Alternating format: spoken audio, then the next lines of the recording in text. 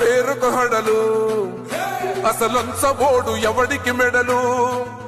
ఆయనెదురుగా కొడుతున్నారు తొడలు వేసుకుంటారు రా తప్పక చెడలు పేదోడి కంచంల 4 మెతుకుల కోసం ప్రజా సంకల్ప యాత్ర చేసి గెలిసిన యుద్ధం సీమ పౌరుషం పక్కన పెట్టెండుల పేదల కోసం చెండలు